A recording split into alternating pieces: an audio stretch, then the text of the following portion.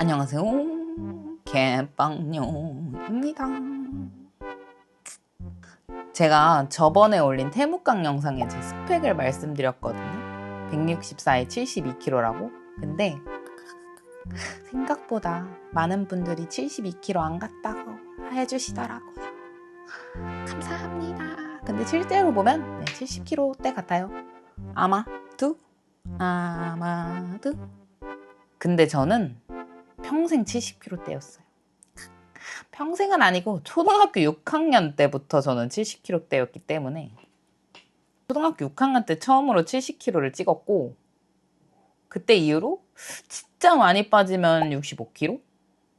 진짜 많이 찌면 78kg로 평생을 뚱뚱하게 살아왔던 사람인데요.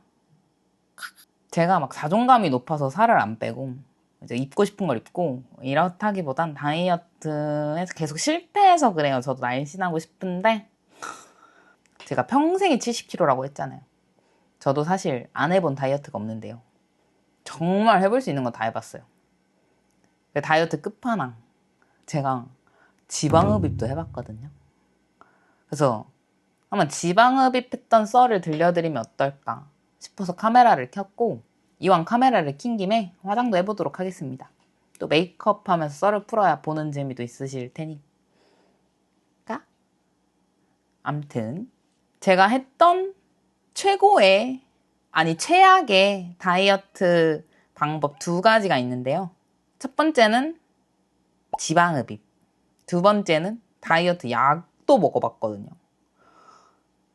그래서 제가 최악의 다이어트 썰 들려드리도록 하겠습니다. 최악의 다이어트 방법이란 건 뭐냐?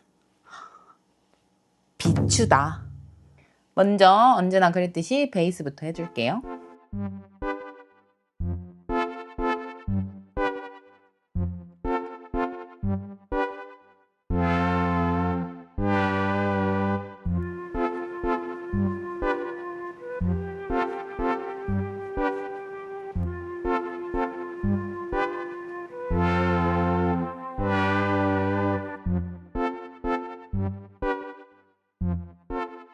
일단은 제가 지방흡입했던 썰부터 얘기를 해드리고 싶은데, 저는 허엉무라고 하죠.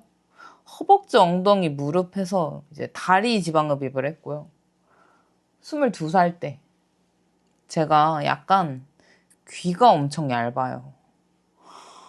22살에 어쩌다가 지방흡입을 하게 됐냐면, 제가 원래 하체 비만이 엄청 심해서 하체 쪽이 항상 콤플렉스였거든요.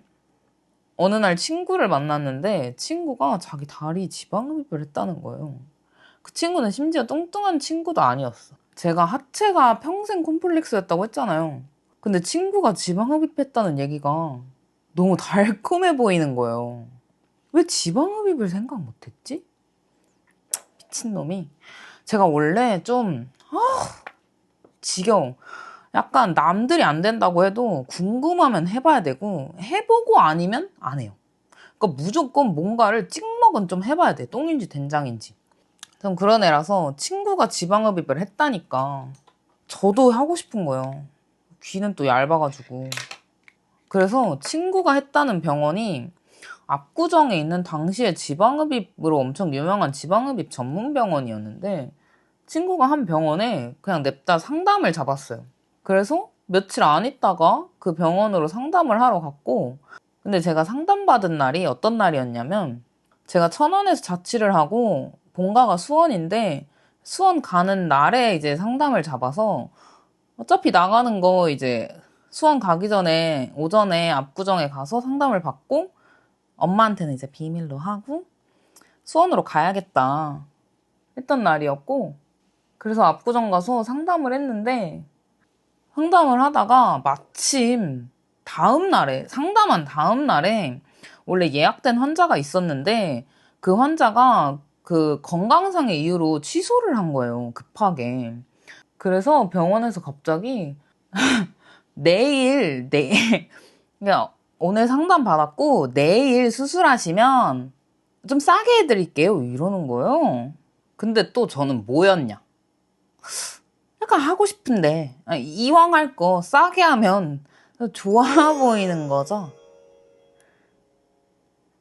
그래서 내일 하겠다고 했어. 모르겠어. 왜 그러는 건지 모르겠어. 저 얼굴에 이제 시술이나 성형 하나도 못 해봤거든요. 안 해본 거지. 근데 쌍수도 안 해본 제가 친구한테 영업당한 지 며칠 만에 상담을 갖고 상담한 지 몇 분 만에 이제 수술까지 잡은 거예요. 미친놈이죠? 제정신이 아니죠. 다행인지 불행인지 제가 대학을 다니면서 계속 일을 하고 있었기 때문에 제가 모아놓은 돈이 딱 병원까지 다 털면 지방흡입비 정도가 있는 거예요. 근데 그 제가 저축해놓은 돈을 엄마가 못 쓰게 제 통장인데 이제 제 자취방이 아니라 본가에다가 엄마가 통장을 놨었어요. 못 쓰게 하려고. 근데 제가 또 마침 수원에 가는 날이었잖아요. 그래서 그 통장을 이제 빼돌려야겠다. 그래서 수원에 가서 엄마한테 나 저축해놓은 돈이 필요하다. 그 기계를 사야 된다. 컴퓨터 같은 걸 사야 된다. 그래가지고 엄마한테 그 제 통장을 받아서 집에 간 날은 이제 엄마랑 아무렇지도 않게 엄마한테 말도 안 하고 그냥 엄마랑 행복하게 보내고요. 다음날 아침에 그 통장을 뿌려서 수술을 하러 간 거예요. 엄마 몰래. 제가 성형수술 안 해봤다고 했잖아요. 평생 이제 수술할 만한 일도 없었고, 다친 적도 아픈 적도 없어가지고, 수술대라는 걸 처음 가본 거예요. 여러분, 수술대 올라보셨어요? 저는 진짜 인생에서 가장 무서운 경험이 그 다리 지방흡입을 했던 그 수술하기 전 경험인데요. 일단은 수술하기 전에 세수를 하고요. 세수는 왜 했지? 다리 지읍인데?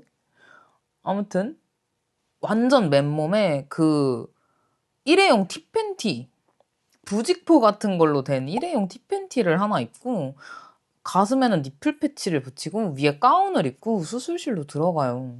그거부터 약간 부끄러워, 무서워 이랬는데 수술실에 들어가니까 그때가 겨울이었는데 수술실이 진짜 너무 추운 거예요. 너무 추워서 가운을 입고 있는데도 약간 달달달달 떨리는 느낌이었거든요. 근데 이제 수술실에 들어가서 그 의료 드라마 보시면 수술할 때 덮는 완전 초록색 천 있잖아요.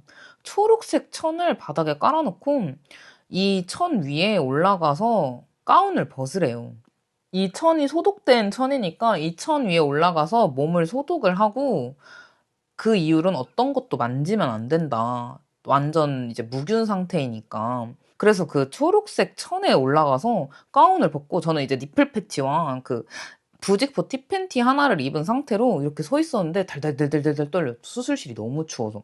근데 진짜 무서웠던 게 그 빨간 약 있죠. 포비돈?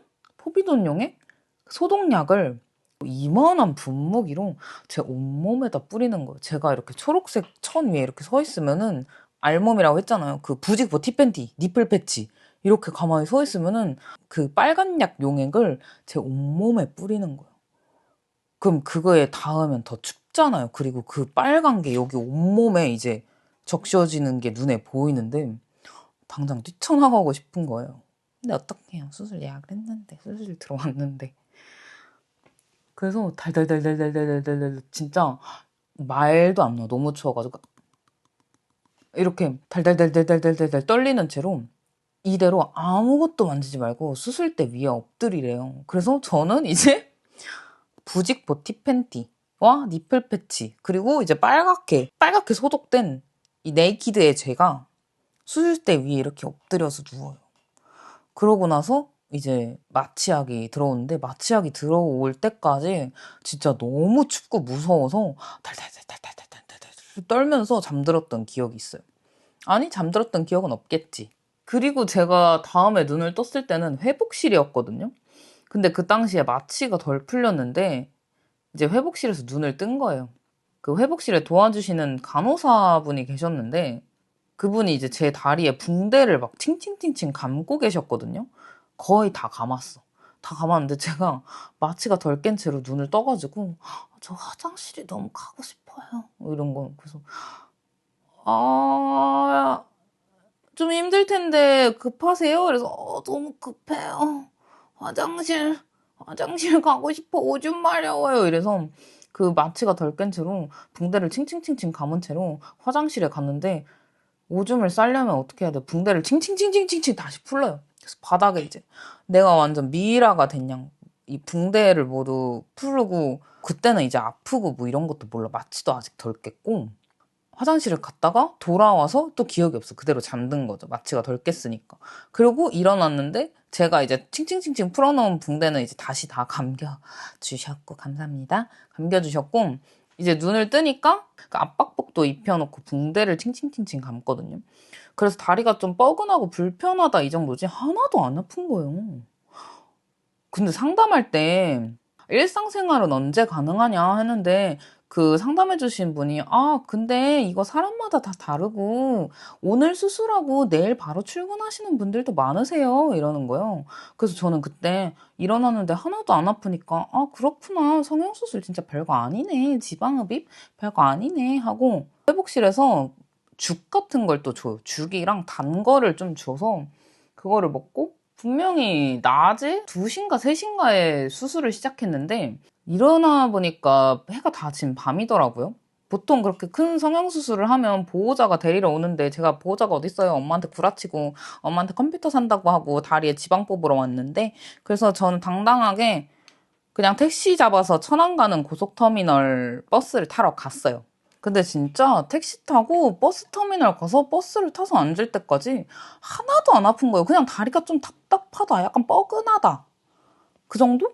그래서 이제 버스를 타고 천안에 가고 있었는데 잠들었거든요. 근데 누구한테 전화가 와서 깬 거예요.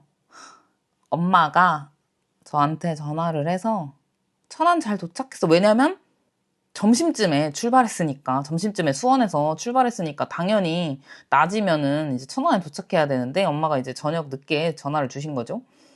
엄마가 천안 잘 도착했어? 밥 먹었어? 이러는데 제가 버스에서 엄마 나 이제 천안 가고 있어. 그러니까 왜 이제 천안을 가? 나 아까 출발했잖아. 엄마 나 성형수술 했어. 그래서 무슨 성형수술? 나 지방흡입했어. 뭐라고? 나 다리 지방흡입하고 천안 가고 있어. 그러니까 엄마가 미친년이 개 같은 년이 또라이 같은 년이 미친 너는 진짜 정신 나간 년이라고 미친 것 같다고. 당연하죠. 미친년이죠. 미친 게 분명하죠. 지금 생각해도 제가 왜 뭐 성격이 그런 것 같아요. 아무튼 엄마한테 욕이란 욕은 다 듣고 일단은 엄마 수술을 했으니까 어떡하냐.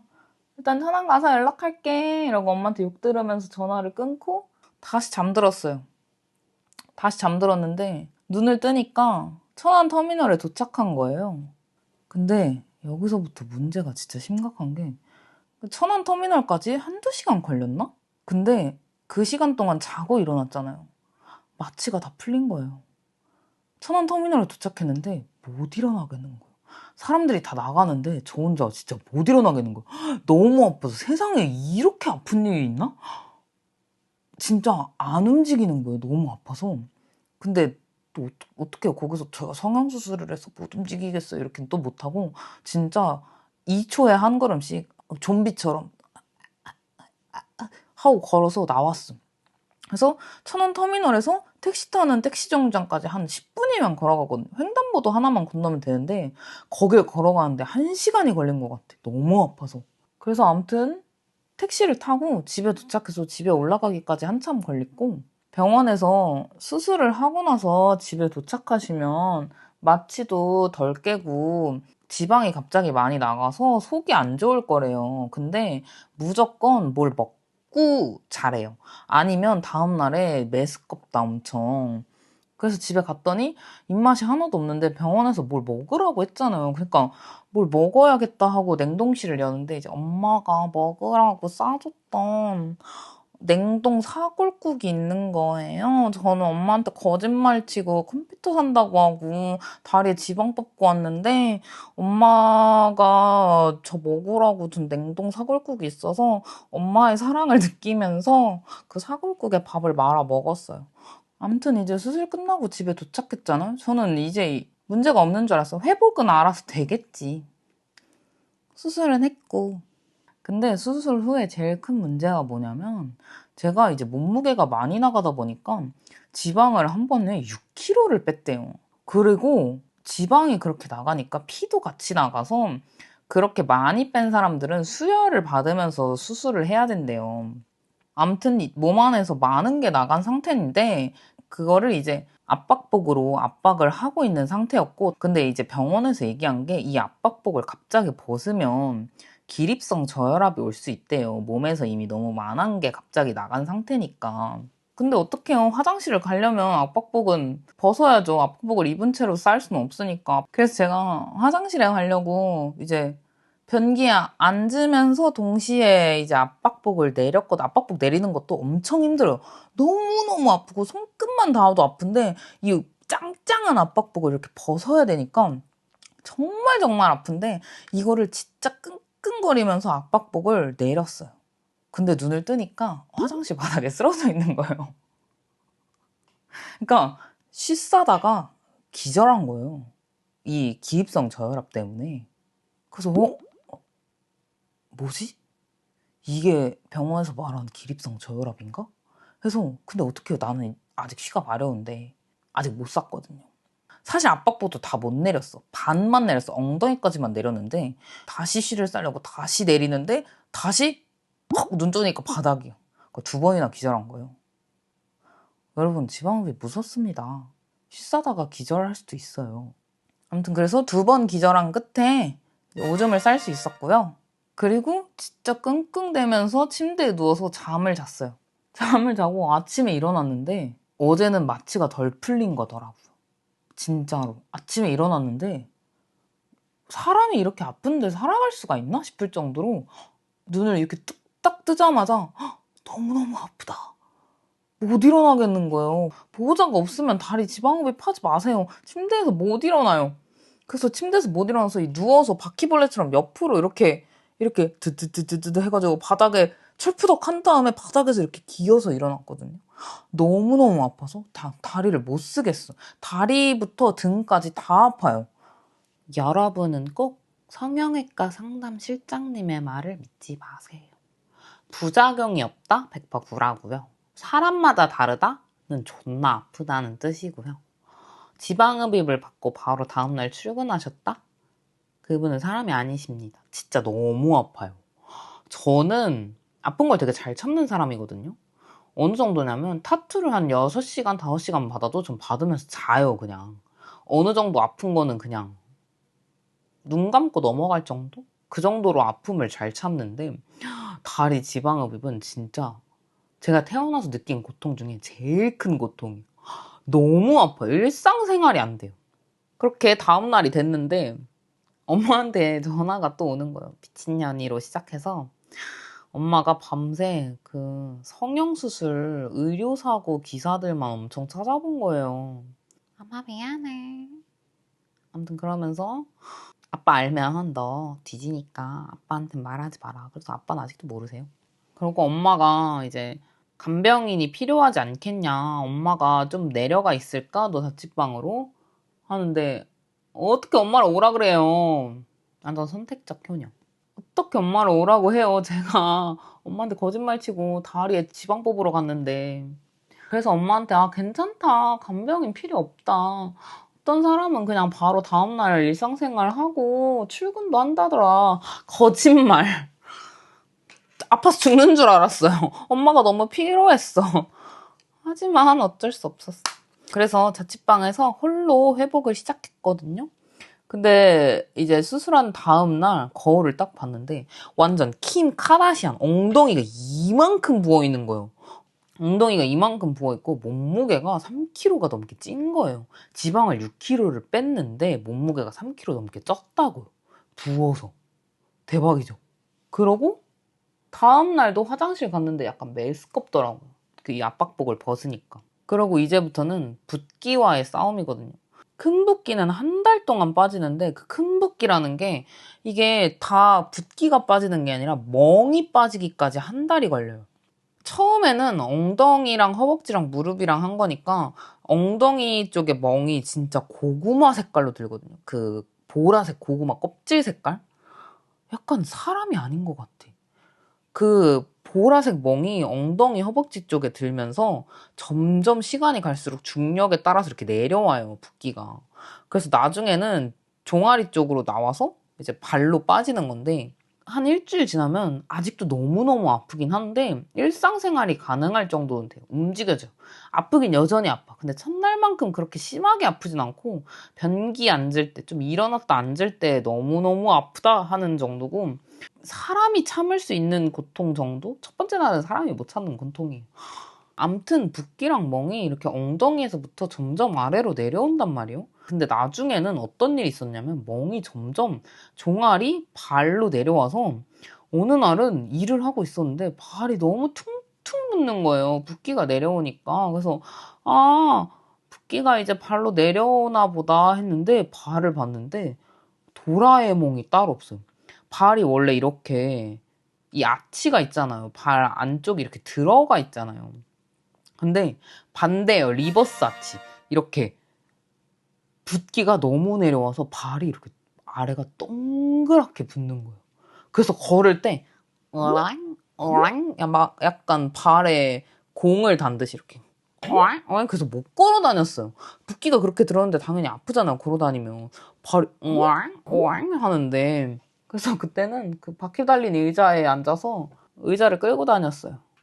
그리고 진짜 웃긴 게 병원에서도 종아리는 지방흡입 효과가 별로 없다. 대신 그 근육을 조금 죽여주는 주사랑 종아리 알 주사 이런 거를 맞으면 밸런스가 맞을 거다. 왜냐면 허벅지를 갑자기 빼면 종아리가 원래는 안 굵어 보였는데 허벅지가 얇아지면서 상대적으로 종아리가 엄청 굵어 보인다는 거예요. 성형의 악순환. 그래서 아무튼 종아리는 주사를 맞아서 해결을 하래요. 그래서 아, 그래야겠다. 그러고 지방흡입 수술을 한 지 한 2주 됐었나? 근처 성형외과에 가서 그냥 종아리 보톡스를 맞으러 갔어요. 종아리 보톡스를 맞으러 간 종아리 보톡스가 제가 해봤던 것 중에 두 번째로 아파요. 전 깜짝 놀랐어요. 완전 고문이 따로 없어요. 엎드리게 해놓고 종아리에다가 주사를 진짜 수십 방을 놓는 거예요. 근데 이게 한 방, 두 방, 세 방 이럴 때는 아, 따끔, 아, 아파 하는데 이거를 한 3, 40방을 놓으니까 이게 약간 점점 그 아픔이 배가 돼서 진짜 저는 손을 물어 뜯으면서 참았거든요. 아무튼 종아리 보톡스를 맞으면서 나오는데 후관리법 이런 걸 알려주시잖아요. 아니, 혹시나 다리 지방흡입을 하실 계획이 있다 하시는 분들은 꼭 기억해 주세요. 종아리 보톡스는 나중에 맞으셔야 돼요. 저는 그걸 누가 안 알려줬거든요. 원래 다리, 허벅지 지방흡입을 하면 붓기를 제일 빨리 빼는 방법이 뭐냐면 걷는 거예요. 그래서 저는 하루에 4시간씩 걷고 이랬거든요. 그냥 평지를 계속 걸어 다니니까 붓기가 꽤 빨리 빠지기도 했어요. 근데 제가 수술한 지 얼마 안 돼서 종아리 보톡스를 맞았다고 했잖아요.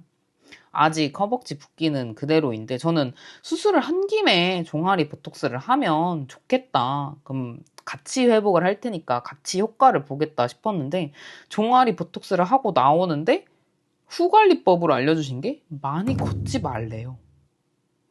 종아리는 근육이라 쓸수록 커지기 때문에 종아리 보톡스가 효과를 보려면 많이 걷지 말래요. 다리 지방흡입을 하면 많이 걸으래요. 근데 종아리 보톡스를 저한테 하라고 했잖아요. 언제 해야 되는지는 안 알려줬어. 내가 안 물어봤지. 근데 종아리 보톡스는 걷지 말래요. 그걸 왜 나중에 알려주세요. 그래서 집에 와서 한참을 생각했어. 걸어야 하는가 말아야 하는가. 근데 종아리 보톡스는 몇십만 원이고 다리 지방흡입은 몇백만 원이란 말이에요. 그러면 돈이 더 든 쪽을 아무래도 효과를 보게 해야 되지 않나 해서 똑같이 4시간씩 걸었어요. 당연히 종아리 보톡스는 별로 효과 없었고요. 근데 종아리 보톡스 진짜 최악이더라고요.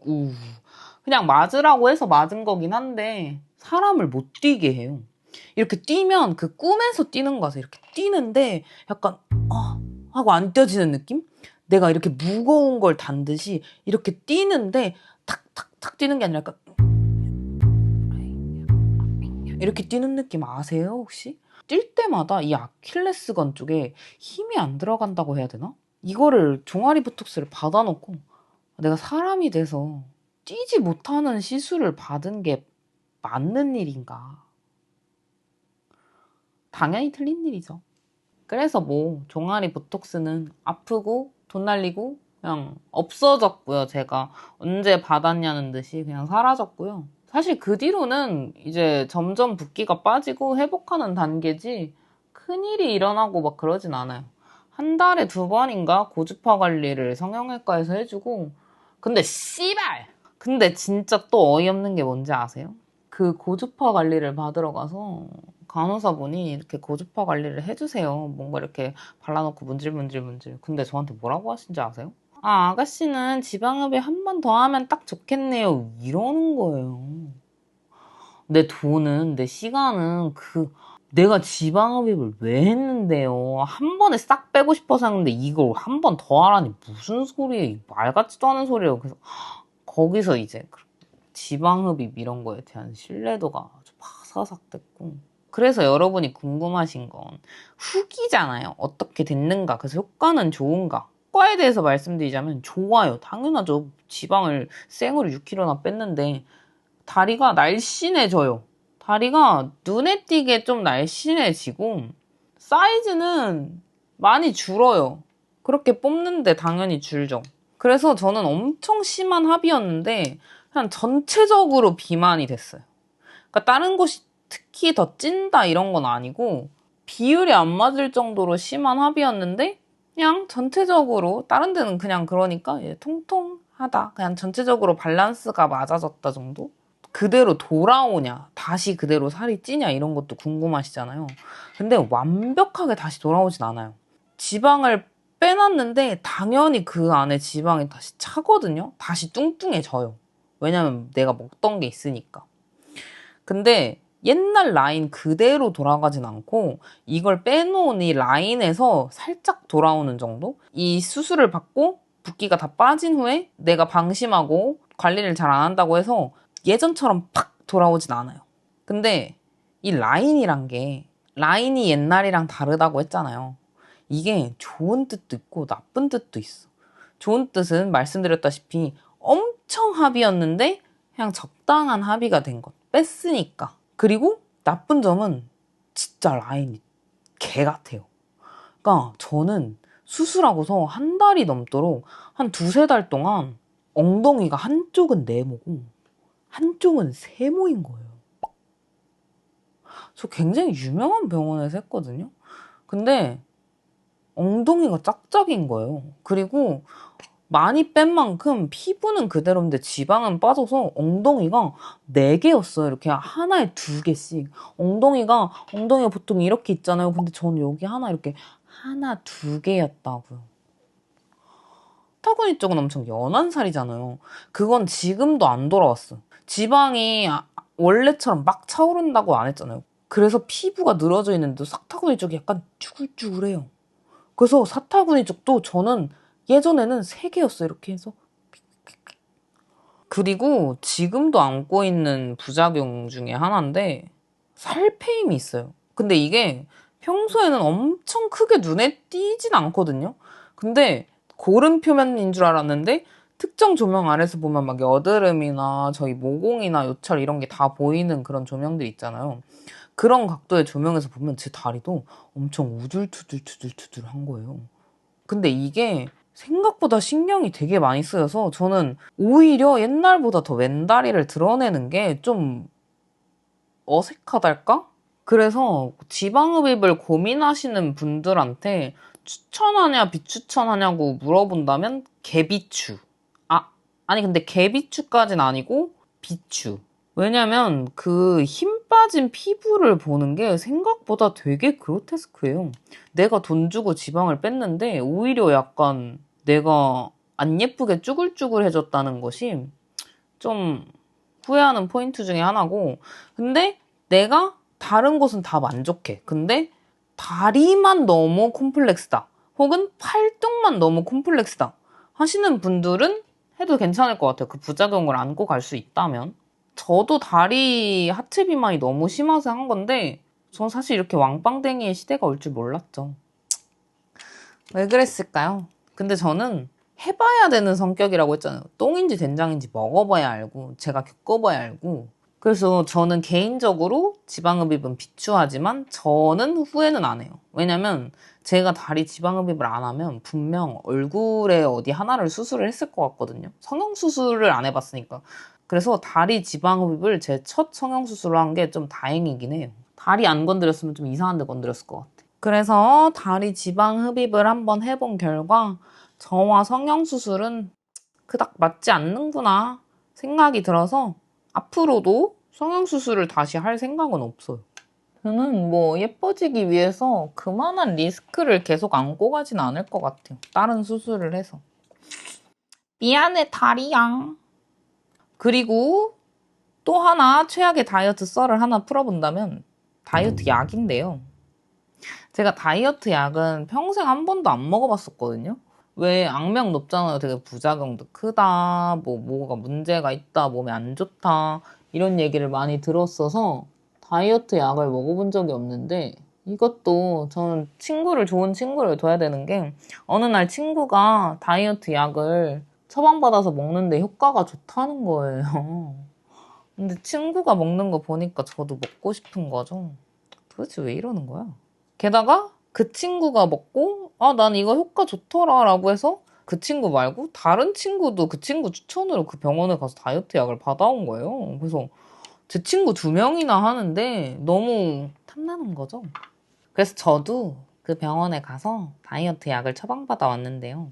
거기 가서 다이어트 약을 처방받으면 약을 진짜 이만큼 줘요. 한 트럭을 줘요. 근데 뭐냐? 한 봉지는 약이 한 3, 4개 들어있는데 이게 약간 식욕 억제제, 신진대사를 활발하게 해주는 그런 약들이 모여있고 하나는 기름 제거 약이라고 아세요? 혹시? 되게 악명이 높던데 똥으로 기름이 나와요. 제가 먹은 음식에 기름을 흡수를 못하게 해주는 약인데 그럼 흡수를 못하면 어디로 나오겠어요? 똥으로 나오거든요.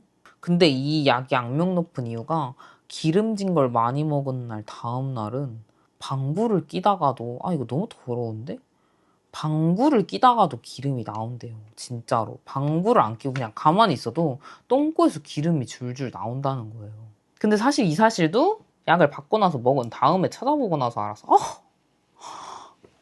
왜 이렇게 생각이 없이 사는 건지. 그래서 생리대나 기저귀를 차고 다니는 사람도 많다는 거예요. 다행히 저한테 그런 불상사는 없었고요. 저는 그냥 똥을 쌀 때 기름이 변기에 가득 이렇게 있어서 좀 현타가 많이 왔달까. 그리고 기름약 말고 식욕억제제도 있다고 했잖아요. 식욕억제제는 저 말고 다른 친구들은 효과가 진짜 너무 심했대요. 어느 정도냐면 하루 종일 음식이 한 입도 안 들어갈 정도로 식욕억제 효과가 좋았대요. 근데 저는 아니더라고요. 다이어트 약을 먹으니까 막 그 헛배고픔이 없더라고요. 간식 같은 걸 잘 안 먹게 되고 배가 부르면 이제 숟가락을 내려놓을 수 있게 되는 과식을 안 하게 되는 딱 그 정도였지. 제 친구들은 다이어트 약 먹고 안 먹을래 다 안 먹고 싶어 이러고 있는데 저 혼자 몇 끼니 잘 챙겨 먹었거든요. 근데 놀라운 건 뭐냐? 그래도 살이 빠져요. 먹고 싶은 걸 다 먹어도 살이 10kg나 빠지는 거예요. 한 3달 먹었던 것 같은데 3달 안에 10kg가 빠진 거예요. 먹고 싶은 거 다 먹고 디저트도 먹고 튀긴 것도 먹고 이러는데 똥꼬로 기름만 계속 줄줄 싸고 말이 좀 그랬나? 그러고 그냥 약을 밥보다 많이 먹으면 먹고 싶은 걸 다 먹어도 살이 쭉쭉 빠지는 거죠. 그래서 다이어트 약 부작용 중에 그런 게 있거든요.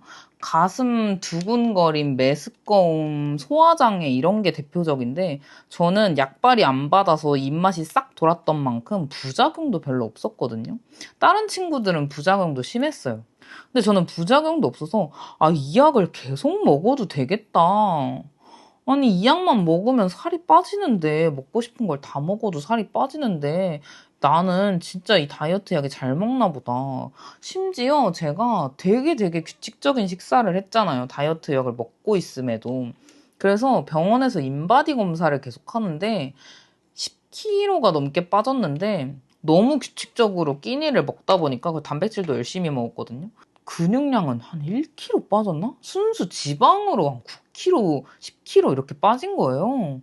너무 좋은 약이잖아요. 그래서 와, 어떻게 이런 약이 있을 수가. 완전 짱이다. 똥꼬는 기름이 나오면서. 아, 죄송합니다. 죄송합니다. 약간 인간의 존엄성을 해치는 약이긴 해요. 인간의 존엄성은 좀 낮아져도 효과가 좋고 살이 빠지는데 얼마나 좋아요. 아, 이거 최고의 약이다 했는데 갑자기 제가 피부가 막 아주 좋은 편은 아닌데 막 여드름이 심한 피부는 아니거든요. 어느 날 보니까 여기에 여드름이 한 개, 두 개 난 거예요. 그래서 여드름 났네. 그래서 신경 쓰고 짜기도 하고 이랬는데 그날 저녁에 여드름이 여기 하나, 두 개 더 나는 거예요. 그리고 그 다음날 되니까 여기 세 개가 더 나 있고 여기에 있는 여드름은 하나도 안 났는데 하루하루 아침 저녁이 다르게 여드름이 계속해서 올라오는 거예요. 그래서 여기부터 여기까지 여드름으로 싹 다 뒤엎인 거예요. 생전 태어나서 그런 적이 없는데. 그래서 온 얼굴이 여드름으로 뒤덮였는데 제가 바뀐 생활 습관이라고는 다른 거는 없고 다이어트 약 먹은 거밖에 없는 거예요. 그래서 이게 다이어트 약 때문인가 보다. 그래서 그 다이어트 약을 처방받았던 병원에 가서 제가 갑자기 여드름이 너무 많이 나서요. 이거 다이어트 약 때문인 것 같아요. 이랬는데 다이어트 약 때문일 리가 없대요. 그런 부작용은 없다는 거예요.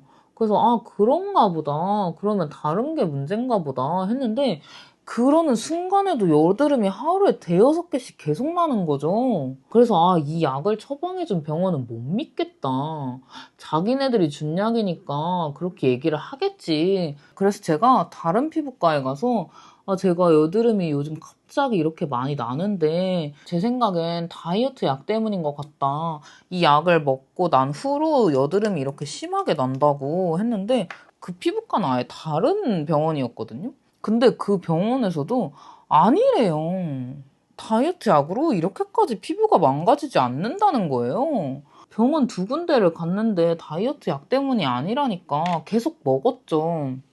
약 때문이 아니구나. 그래서 계속 먹는데 여드름은 낫지라는 거. 피부과도 다니고 여드름에 좋다는 건 다 해봤는데 여드름이 하나도 안 낫는 거예요.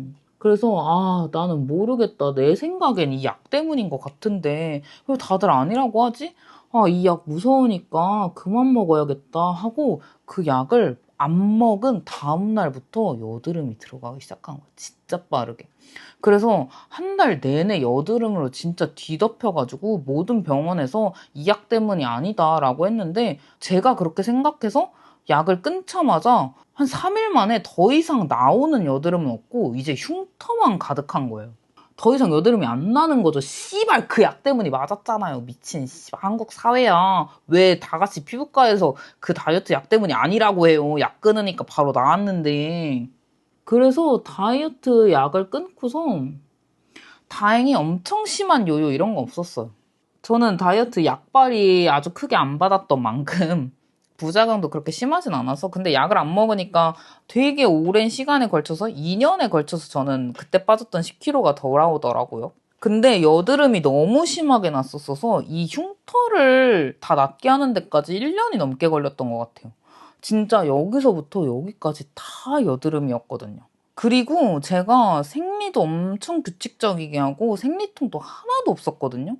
근데 갑자기 생리통이 생겨서 산부인과 검진을 하러 간 김에 봤는데 다낭성 난소 증후군이 또 생겼더라고요. 물론 다른 이유 때문일 수도 있지만 다이어트 약이 저는 제 몸에 되게 많이 안 좋은 영향을 줬다고 느끼거든요.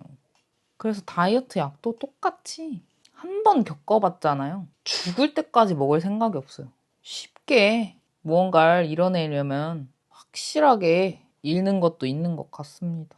그리고 이것들 말고 제가 10kg를 빼봤던 적이 있거든요. 그때 했던 방법이 뭐냐면 그냥 식단하고 운동하기. 역시 정석이 최고입니다. 다이어트 시장에 나온 제품들과 시술, 수술들 중에 건강에 이렇게 안 좋은 것들이 많은데 다 해본 사람 입장으로서 진짜 이상한 것 같아요. 여러분들은 진짜 현타 왔던 다이어트 방법 있으신가요? 근데 더 이상은 그런 다이어트는 별로 안 하고 싶은 것 같아. 그래서 유튜브를 시작한 김에 이런 최악의 다이어트 썰도 풀고 디스크도 안 좋겠다. 이참에 건강하게 다이어트를 한번 해볼까 싶기도 하고. 사실 다이어트가 엄청 간절한 사람은 아닌데 하면 좋잖아요.